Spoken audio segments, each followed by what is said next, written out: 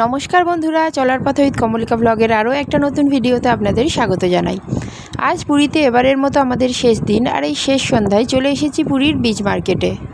তবে এই beach market বেশিক্ষণ ঘুরবো না, আজকে দেখতে যাব পুরীর সমুদ্র আরতি। এই সমুদ্র আরতিটা দেখতে খুব ভালো লাগে, তাই যারা যারা দেখেননি এটা কিন্তু নেক্সট বারে মিস করবেন না। পুরীর স্বর্গদ্বারের কাছে মহাশ্মশানের একদম সামনের সি বিচেই এই সন্ধ্যা আরতির আয়োজন করা হয় প্রতিদিন সন্ধ্যায়। আর এই আরতির আয়োজন করা হয় জগন্নাথ মন্দিরের তরফ থেকেই। প্রায় ঘণ্টাখানেক ধরে হয় এই আরতিটা। আর এই আরতি হওয়ার আগে সন্ধ্যাবেলা এর প্রস্তুতির জন্য এই বিচের দুদিকটায় যতটা জায়গায় আরতিটা হবে সেই জায়গাটায় দড়ি দিয়ে ব্যারিকেড মতো করে দেওয়া হয়, যাতে সেই জায়গাটাতে ওই সময়টুকুনির জন্য লোক চলাচল না করতে পারেন। সন্ধে 6:30 থেকে 7টার মধ্যে আরতিটা শুরু হয়, আর আজকে 6:45 নাগাদ এই আরতিটা শুরুও হয়ে গেছে।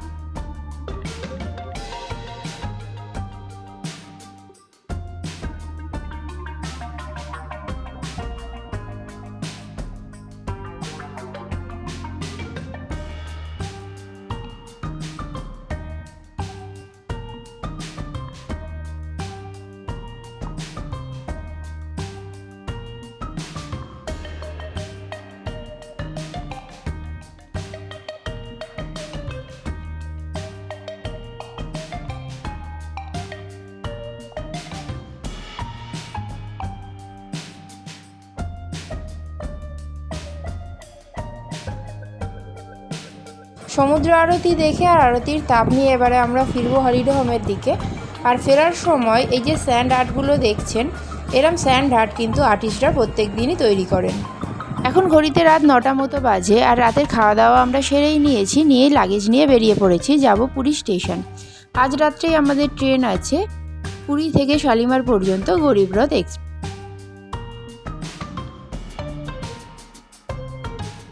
আমরা চলে এসেছি পুরী স্টেশনে, আর এখন ঘড়িতে রাত 9:21। এবারে স্টেশনের ভিতরে যাব, আর তারপরে দেখব কত নম্বর প্ল্যাটফর্মে আমাদের ট্রেন দিয়েছে।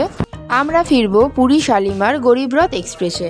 4 নম্বর প্ল্যাটফর্মে আমাদের ট্রেন দিয়েছে, যদিও ট্রেন ছাড়তে এখনও বেশ কিছুটা সময় বাকি আছে। আর আমাদের কোচ G8। এই ট্রেনটা রাত 10:10-এ পুরী থেকে ছাড়বে, আর শালিমার পৌঁছাবে সকাল 7:10-এ। যদিও আমরা শালিমার যাব না, সাঁতরাগাছিতেই নেমে যাব। আর অন্যান্য এসি ট্রেনের তুলনায় এই ট্রেনের ফেয়ার কিন্তু অনেকটাই কম, মাত্র 600 টাকা। আর এই ট্রেনটা পুরী থেকে সপ্তাহে 2 দিনই চলে, সোমবার আর বুধবার। এবারে দেখিয়ে দিই এই ট্রেনের ভেতরে কি কি ফেসিলিটি আছে। মিরর আছে, আর এখানে চার্জিং প্লাগ আছে, বটল হোল্ডারও আছে, আর যেটা আছে এই রিডিং লাইটগুলো। এছাড়াও 2টো করে চাদর আর একটা বালিশও কিন্তু প্রোভাইড করা হয় এই ট্রেনে। আর এই ট্রেনের টয়লেট কিন্তু বেশ পরিষ্কার ছিল। আর যে বেসিন ছিল, বেসিনের এই যে নিচের দিকে চাপ দিলে পা দিয়ে এখান থেকে জল পড়ছিল, এই সিস্টেমটা একটু আলাদা ছিল।